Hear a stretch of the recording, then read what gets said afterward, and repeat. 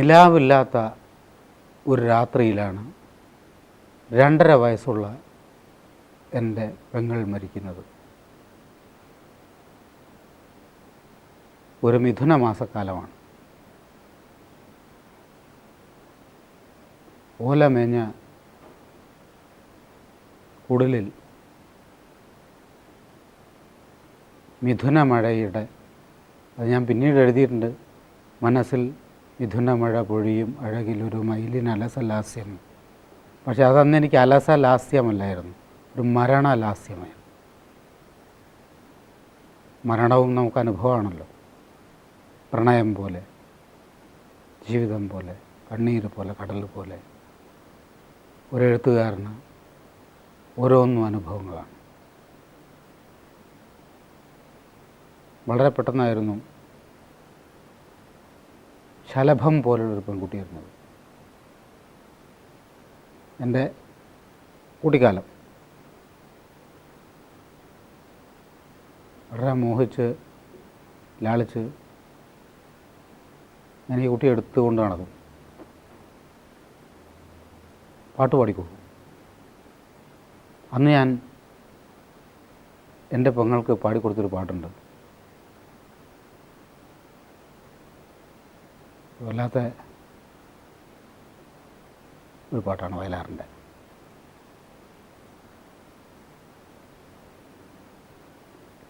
ദേവദാരുവിൻ തണലിലുറങ്ങും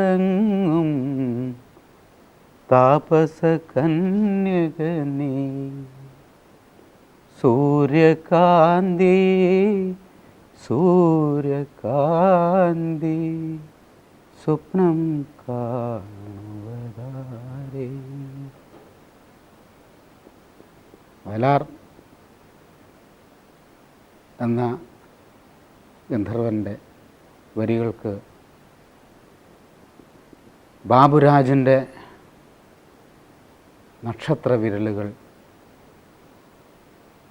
അണിയിച്ച് കൊടുത്ത ഒരു പൊട്ടായിരുന്നു ആ പാട്ട്. ഇപ്പോഴും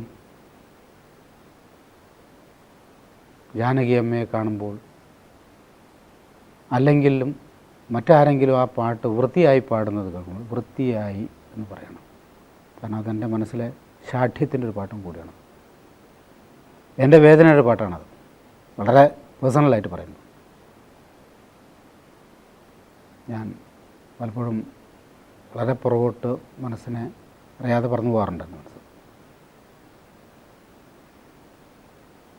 പിന്നെ അതിൻ്റെ എല്ലാ വേദനകളെയും മായ്ക്കുന്ന കാലമുണ്ടല്ലോ. ഇത് കണ്ണീരിനെയും പെയിൻറ്റ് ചെയ്യാനുള്ളൊരു തൂവൽ ഈശ്വരൻ നമ്മുടെ പോക്കറ്റിൽ ഇട്ട് തന്നിട്ടാണ് നമ്മളെ ഭൂമിയിലേക്ക് അയക്കുന്നത്. നമ്മളത് ഒരു പുകക്കണ്ണട കൊണ്ട് എല്ലാ നൊമ്പരങ്ങളും മായ്ച്ചു കളയും. അല്ലെങ്കിൽ നമുക്ക് ജീവിക്കാൻ പറ്റില്ല. നമ്മുടെ തുടർന്നുള്ള യാത്രകളിൽ നമുക്ക് എപ്പോഴെങ്കിലും തിരിഞ്ഞു നോക്കുമ്പോൾ ഒരു പൊട്ടുപോലെ, ഒരു കുഞ്ഞ് കടന്നൽ കുത്തേറ്റതുപോലെ പലപ്പോഴൊക്കെ ഓർമ്മിക്കാൻ, നമുക്ക് മാത്രം വേദനിക്കാൻ, നമുക്ക് മാത്രം മനസ്സിൽ ഒരു നൊമ്പരം കൊണ്ടു നടക്കാൻ കഴിയുന്ന ഒരു തരത്തിൽ അതൊക്കെയാണ് നമ്മളെ മനുഷ്യരാക്കി നിർത്തുന്നത്.